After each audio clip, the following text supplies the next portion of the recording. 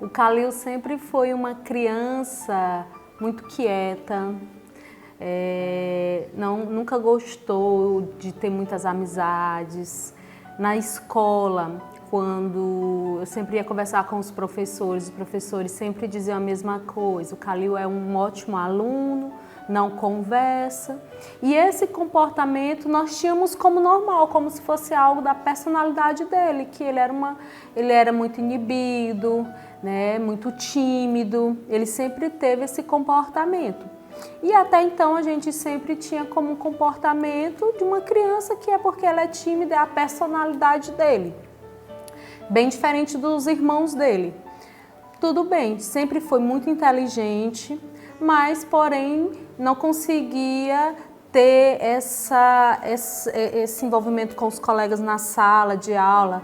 No máximo 1 ou 2 colegas que ele ainda conversava, mas ele não tinha essa interação social na sala de aula.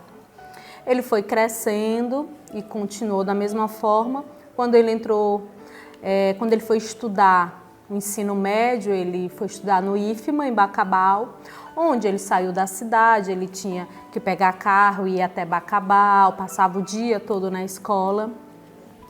E diante desse comportamento dele, ele passou por um processo de bullying que ele sofreu na escola. E veio um processo devido a isso, a esses comportamentos. Também ele acabou desenvolvendo um quadro de depressão, né? Que foi assim um período muito difícil para a gente.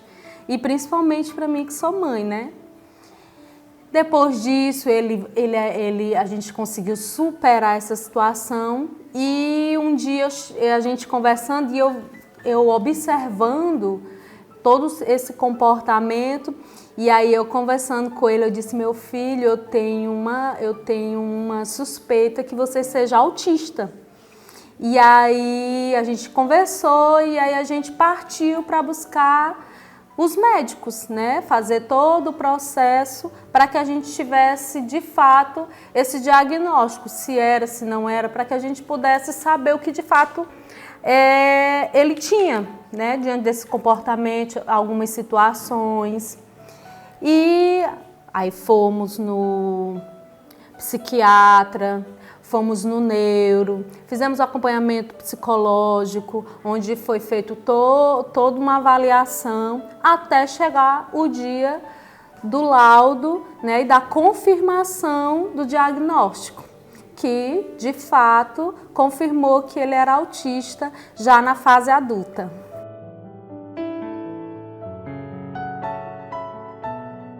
Quando o Kalil recebeu o diagnóstico, ele me perguntou, ele falou comigo assim: e agora, mamãe?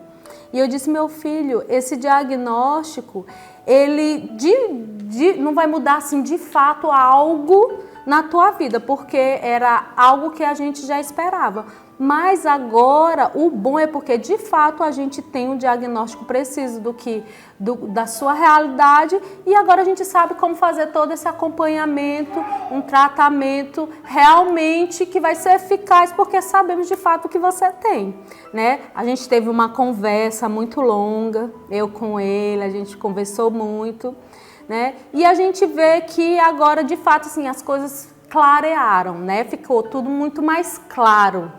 E agora a gente vai se organizando, ele se adaptando também na questão do trabalho dele, porque ele trabalha com pessoas, né? Então, os profissionais têm auxiliado, né, tanto a mim quanto a ele, a como se comportar em algumas situações, de que forma ele agir no momento que ele tiver num nível de estresse muito alto devido à quantidade de pessoas, de barulho, como ele deve agir, e tudo isso vai melhorando a questão do comportamento dele, né, e da vivência, para que ele não possa ter tantos traumas conforme o que ele vai passando durante o dia a dia. A mensagem é que as mães observem mais os seus filhos, né, os comportamentos, e que sempre busque os profissionais. Hoje, a gente está num tempo que é tudo muito mais fácil. Quando eu tive o Kalil, né, não tinha tanta informação como hoje.